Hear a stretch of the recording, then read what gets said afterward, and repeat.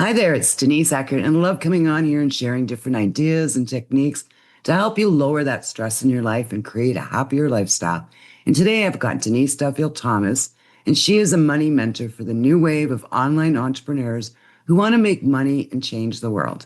She helps entrepreneurs charge premium prices, release that fear of money, and create first-class lives. Her books, Lucky Bitch, Get Rich, Lucky Bitch, and her newest, Chill and Prosper, give us a fresh, funny roadmap to living a life of abundance and burnout. Her money bootcamp has helped over 10,000 students from all over the world. Well, welcome, Denise. I love having you on here.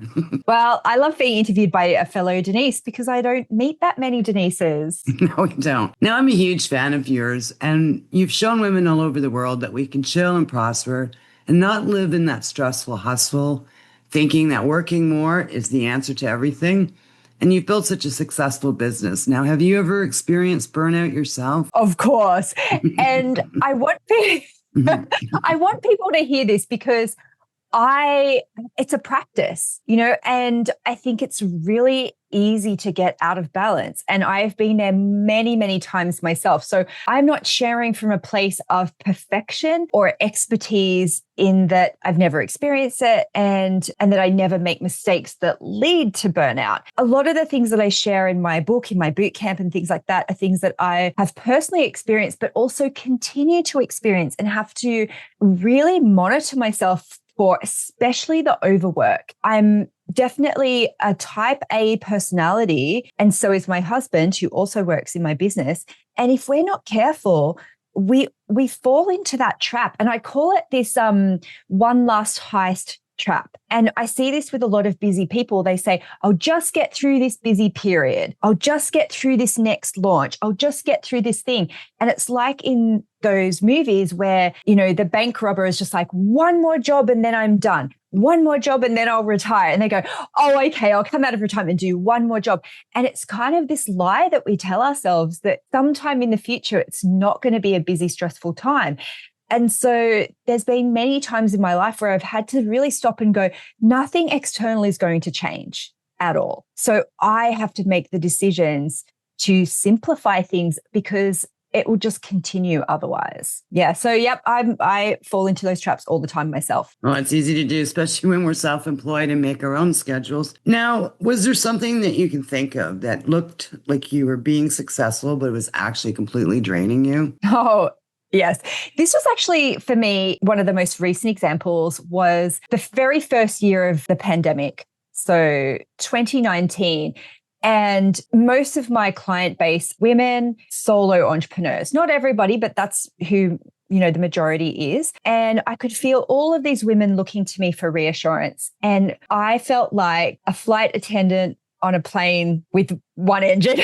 And I remember just kind of going to everyone, everything's going to be okay. Everything's going to be fine. Everything's going to be fine. But I felt all of the turmoil and the stress, and I was holding that for a lot of people, including family members and friends. And it burnt me out so severely that there's a medical context here too, because I was going into perimenopause at the time. I didn't realize. And all of my undiagnosed ADHD things were also coming up. So it was just this confluence of events where I thought, something is really wrong with me. I've got dementia. Something really bad is happening to my body. But yet I had to, get up, put makeup on.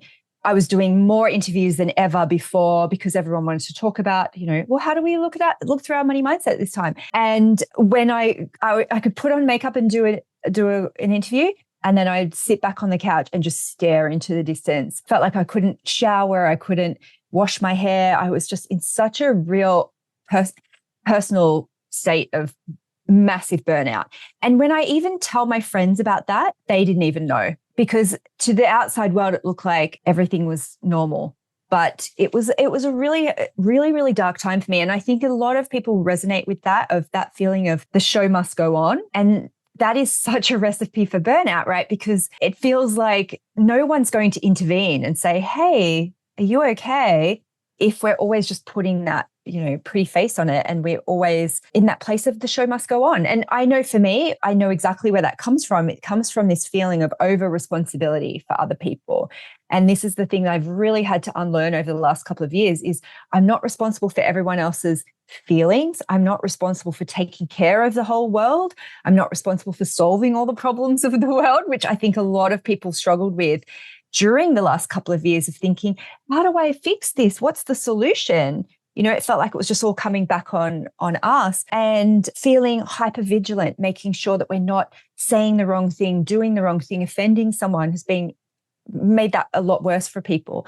And just this feeling of I have to make it all, okay for everybody. That's the thing that I've been trying to unlearn the last couple of years, I think. And how are you doing with that? I'm getting there. And I would say the last 3 years, making some of those decisions has not been popular with some people in my life. Yeah. Like I lost a very important friendship, lost a relationship in my family because some people did not like me speaking up or saying no or saying, I'm not responsible for you anymore. Some of these situations I totally got into myself, again, type A kind of person, eldest child, eldest grandchild of a teen parent, Virgo. Someone who has this feeling of responsibility and service, and people rely on that. They do. And sometimes people start to take that for granted. And when you withdraw your energy or your over obligation, not everyone likes it. So I think for me, it's been empowering, painful in some of those situations too, but really, really necessary to manage my own, the cliche of the oxygen mask on first, right? Yeah. Yeah. Now, it is difficult creating boundaries, especially after, a while where you have been supporting that person. Now, can you talk to the audience about what steps you can take to start creating those boundaries to protect yourself? Wow. Yeah. It's really tricky because I think it is such a spectrum for people. And I really like to, when I'm working with someone, find out more about like their money personality, their money archetype, because what feels like a reasonable boundary for one person can feel like the scariest thing for somebody else. And especially when it comes to money and business, there's a particular money archetype called the nurturer. And a lot of time with this archetype, they struggle with boundaries the most because they're used to being the caretaker. They're used to pushing aside all of their needs for everybody else. And this particular archetype really struggles with receiving. And of course, in a business sense, that means charging anything for what they do. And this archetype often gets stuck in literally just making that leap from free to paid work, which is why so many of them get stuck in day jobs for so long. Whereas, so that boundary of just even setting a price might feel really, really hard. Another archetype is the alchemist and the connector. Actually, both of these are idea generator archetypes. They love solving problems for people and giving away ideas. So their boundary might be around actually charging for their expertise, charging for their problem solving ability. Every archetype kind of has their own, I think, issues with this.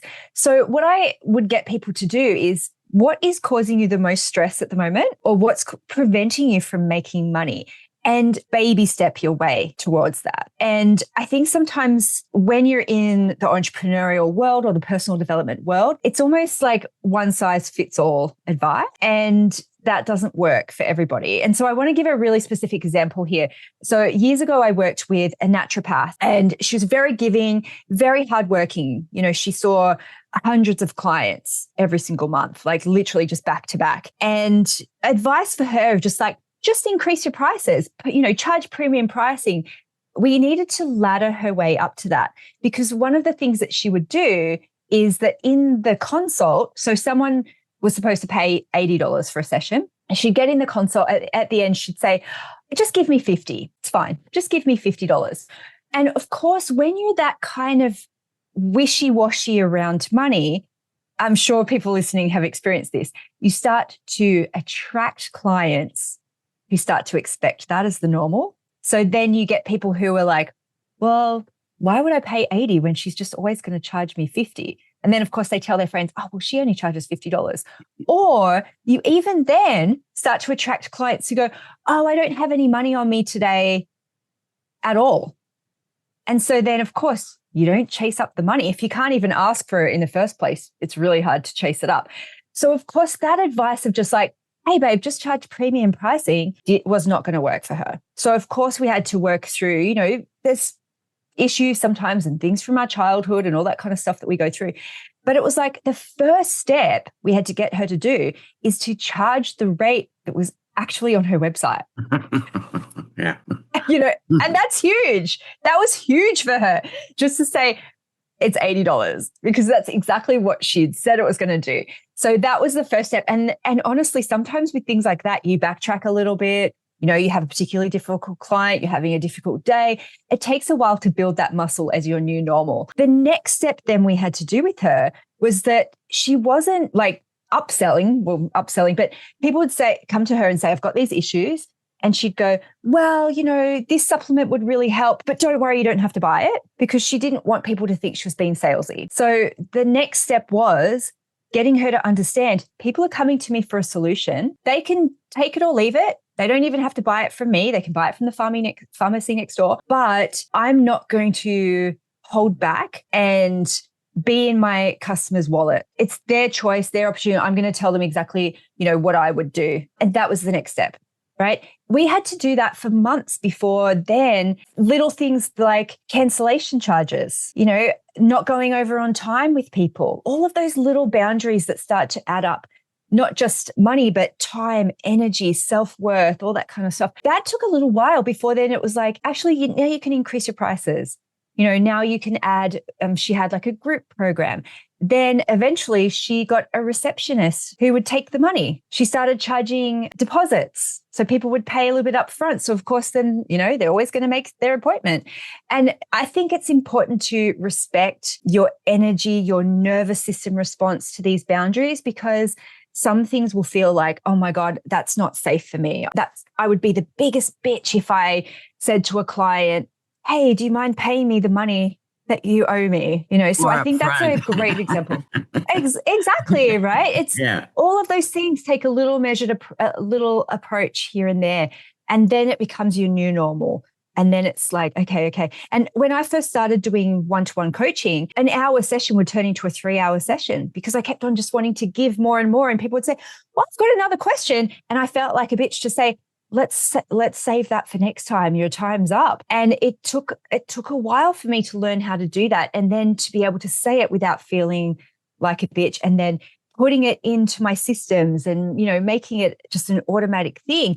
And as you do that, you start to attract less and less and fewer of the people who will overstep boundaries. And we think sometimes that is our fault, but sometimes it's not. There are always going to be people who overstep boundaries or try and, get more than they wanted to, or will react badly to a very benign boundary, but you will attract fewer of them when you just feel stronger in some of those things yourself. I love that. And it's funny because years ago I created a course on boundaries, and it was the boundary testers, which were the hardest, because they knew you, they'd come back at you, and next thing you know, they would test you and you'd have to stand by them. And what I've always said too is that, creating those boundaries protects your time and energy for things that you want to do and that are important to you, and rather than being pulled in so many different directions. Absolutely. And it's not always you that have to set the boundary. I like to think, your systems are a good boundary. And, you think of that good cop, bad cop scenario. Sometimes just having a written policy is your bad cop. Sometimes having a gatekeeper, like an assistant or a fake assistant, can be your bad cop. Just systems in general can be really great for that kind of thing. So then you don't always have to expend your personal energy into enforcing things that could just be automatic kind of policies in your business. Yeah, exactly. I'd like to move into the ADHD part of this as well. So you talk a lot about ADHD. Can we back this up a little bit? So when were you diagnosed, and, what was the revelation that you went through when you were diagnosed? I mean, it was a huge thing for me. I was diagnosed at 42, but absolute classic symptoms throughout my whole life. However, my mum, I would say she's absolutely ADHD as well, completely undiagnosed. And so we did have a little bit of a chaotic kind of childhood. So I thought that was normal. And actually, I thought that I was normal in that situation. I don't know if you guys watched Absolutely Fabulous in Canada. Did you ever watch that, Ab Fab? No. Anyway, so it's this really funny British show about this kind of chaotic mum and her very boring daughter who's always a bit of a killjoy kind of, and I really resonated with that. And so I thought, I'm the one who's always trying to keep things together, but the line of normal was very skewed, I think, in my family, and especially since realizing that probably everybody in my family also had ADHD, only one person diagnosed. So the way it happened for me, I think, is very similar to a lot of women who are diagnosed late in life. Perimenopause making a lot of my coping mechanisms completely unmanageable. And there's so many more studies now about how estrogen impacts brain function, all that kind of stuff. But a very similar thing is that my son was diagnosed quite early. And even though it's still a very long diagnosis period, it took probably a year and a half to get him officially diagnosed. In that process, I obviously read so much about it and saw so many other women talking about it, about how they were having the same experience with their kids being diagnosed, that it was just a real light bulb moment for me. And it was so obvious and evident and just like, it was just like, oh, of course. I never felt like it was a negative thing. It felt very, very validating for me. It's honestly something that a badge that I wear with pride. I'm so happy to have a label. Not only did it cause a lot of chaos and angst in my life, especially when I moved from primary school into high school where suddenly things were different and I would always get lost and then same thing, I'd get used to that environment and then I moved to university and I'd get lost all the time and never know where things were. My 20s, similar thing, right? So I'd found all of these coping mechanisms throughout my life to try and mitigate those challenges. And when I wrote my book, it was called Chillpreneur at the time. A lot of those things about giving people tips to run their business smoothly were ADHD tips. And so when my publisher asked me to do a new version, which we renamed Chill and Prosper, I'd been diagnosed in between those two books. And I could actually explicitly say, I've put these things into place because I have ADHD. And for me, that has been so empowering and very healing. Actually, I went to the doctor several times in my 20s to say, I think there's something wrong with me. And so I got tested for brain tumors, for all these different diseases, every couple of years. So to be so validated in that of going, wow, it is a thing. I know sometimes people think labels aren't important, but for me, it really is. So wonderful. And of course, because so many entrepreneurs are there's a lot of us with ADHD because we tend to flock together and we don't want to work in jobs necessarily. It felt like it was a bit of a contagion in a good way of going, hey, babe, have you thought about like asking your doctor or going to explore this? And it's been very, just healing and a sense of belonging of going, okay, this is who I am. Absolutely. And one of the things I do all the time now, as I'm ADHD as well, is I call it reeling myself in. So if I've got too many things on the go, I just stop and go, what in the world am I doing here? And then it's like, okay, you take a quick inventory and you stop doing, the 30 jobs and you nail it down to 3. Are there any sort of techniques or practices that you do to make your life easier with ADHD that you can share? Well, I am medicated, which, not everyone wants to go down that route. But what's been really amazing for me, it's the little things around how meds have helped me have more executive function. And the way I try to explain it to people with ADHD is that I say, hey, I can put on a load of washing, remember to press start, remember to take it out of the washing machine, remember to put it in the dryer, remember to take it out of the dryer, and remember to put it away. And sometimes people will just go, what? They're just like, what is that feeling like? So I think it has helped me in that way to just to do things. It's also helped me realize all the places in my life where I was dopamine seeking, and I still have to watch that for sure. A lot of things for me pre-diagnosis that I started to do were things that I don't like to create a system that creates more work for me. So a good example of that is that ever since I was a kid, I would lose my keys, which is a very classic ADHD thing, or I'd lose my bus pass or whatever it was, right? But the keys thing was really painful because I'd get home from school and I'd be locked out. I'd have to go sit in a bookshop. When I lived in London, I'd get locked out and I'd have to go sit in a coffee shop and wait for my flatmates to get home. So when I had my own house, I have an electric keypad on all of my external doors. And I remember someone who was helping us build our house, and they were just like, just carry keys everywhere. And there was a different key for every door. Just carry keys. And I was going, you don't understand. That's not an easy thing for me to do. I want an electronic keypad, and the codes are all the same. And I think that's something that sometimes people go, just create a system for you to not forget the keys. And I think it's really empowering when you go, I don't want a system that requires me to change my behavior, because that is the hardest thing for things that are not that important. You know, I think behavior change is absolutely important, but this is something that can be solved with technology. And there are a lot of things like that. And I call this the keyless life. It's so funny that I wrote that before diagnosis, right? The keyless life philosophy. Are there repetitive problems in your life or business that can be solved with a system, delegating, technology, automation, or nobody does this at all and we completely delete it out of our life and business? And so this could be a service that you hate doing, you know, a problem customer that always comes up. It's like, let go of that before you create systems around it. Automate it before you create behavior change around it. Delegate it before anything else. And that's my philosophy with a lot of things. It's like, should nobody be doing this? What's the system? How come, and especially in business too, when so many people are asking you for things, if a problem comes up repeatedly with my team, I'm just like, I never want to be asked this again, ever. So we have to create either a system or a policy around it or an automation, because I think that really hurts my brain sometimes, is like repetitive conversations, repetitive problems. It just takes up so much energy for us. So that's definitely my philosophy. I don't always get it perfectly because it's, you know, we're human beings with other human beings. You know, you can't automate your kids not annoying you every day. You know, you can't automate a lot of those things. But the squeaky wheels, start with the squeaky wheels, the things that are causing you the maximum amount of stress or that are preventing you from making money. That's how we triage it. And then, of course, there's always going to be life stuff that just annoys us, and it is what it is. I love that. It's, you're triaging things.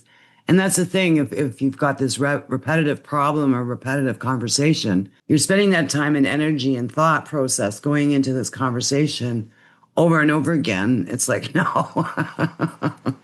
I could be doing other things. Perfect. So we're going to start to wrap this up. Now, you mentioned different personality traits, like the connector. And I understand you have a quiz. Can you talk about that a little bit, where people can find out what personality they are? Yeah, this was a big shift, I think, for me in my business. So I'm certified in the Sacred Money Archetypes work that Kendall Summerhawk created. And I've created a whole business kind of program around this, because finding out what my archetypes were, I'm a ruler, which is the workaholic. I'm a maverick, and who's the rule breaker, and the romantic. And the way that my archetypes play out impacts everything in my business. And so when I got certified in this, I wanted to create a program that shows you how this shows up in your business model, in your marketing, in your team, in your delegation, in every part of your life and business, especially around if you've got, you know, children, partner, business people that you work with, to see how that all plays out. There's a free quiz, denisedt.com/quiz. You can find out what your archetypes are in order. And there's a free workshop around this too, where it shows you, like, this is your archetype, this is how it plays out in business. What was really fun about creating that course is that we did a completely different set for every archetype. And I could really feel the energy of each archetype and how that would show up in my life, because they're all inside us, just in different dilutions, but also really feel the empathy of that archetype. They've all got their own unique challenges in life and business and their unique strengths. And sometimes we're trying to fit ourselves into an environment that's not letting those natural tendencies play out. And so I really my intention around that work, building on, the beautiful Kendall Summerhawk's work, is for people to really truly understand themselves, to appreciate those qualities that they have, to really bring them out in their life and business, which then makes life feel more natural, more playful, easier. And also look out for those challenges, because every archetype has challenges that they'll fall into automatically without thinking about it. So you can have compassion for yourself, but then you can truly deeply understand your clients as well. So it was a super fun course to create. And, the free workshop part of it is hopefully really helpful for people too, to start that understanding. Yeah, I took it last year and I'm more connector in me. And this time around, I'm the alchemist romantic. Oh, yes. Well, it's funny. A lot of connectors have podcasts, I think. So I love meeting people. And yeah, like it's a there you lot of fun. go. Yeah. Yeah. Well, it's funny with the connectors, a lot of connectors have podcasts where they interview other people. As a ruler, I have a podcast where I don't interview other people because I batch mine very intensely. So it's very typical of my archetype too, to have a solo podcast. Yeah. Okay, Denise, we're going to be wrapping this up. So what are your final words of wisdom to the audience today? You know what? I think so many people struggle with perfectionism. Mm-hmm. And that's why a lot of us are seekers and personal development junkies, is because we're trying to find the book, the answer, the perfect system or solution that will finally make us perfect. And then we'll finally, step into the person who is deserving of all the things that we want. And I really want people to hear this. You don't have to be perfect to make money. You don't have to be perfect to be worthy. You already are that person. You just have to accept and know who you are and spend a lot of time in compassion. When you do that, it really helps your nervous system to then feel braver to do those things and to step into that life that you want. And we spend so much time worrying about what other people are thinking of us. And there is only one life. We've only got this. And so just do what you want to do. There are very few gatekeepers, and I always say to people, nobody can make you do these things. Nobody can make you start a podcast or put yourself out. But the good news is that nobody can stop you either, and I always think of my grandmother, who would have loved to have financial independence, but she lived in a time where there was no mechanism, no technology for her to be able to share her gifts with people. She was a brilliant seamstress and a brilliant artist, but she lived in a time where that was not possible for her to monetize that. And we are very lucky. I know we live in very turbulent times. All of us are very aware of that, but we also live in very lucky times where we can use our talents to help other people and also then help other people as well. And that's why the tagline for my business is make money, change the world. I love that. Yeah, that's what we can do, just bit by bit, person by person, but it starts with our internal compassion and love for ourselves. Absolutely. Well, thank you so much for your time today. I'm Thank you, just like, Denise. wow, that was great. So leaving you I all. appreciate you. Yeah, I appreciate you too. And it was so nice to be able to share this with the world today. And just leaving a gentle reminder to slow down and enjoy life. And I'll see you in the next episode.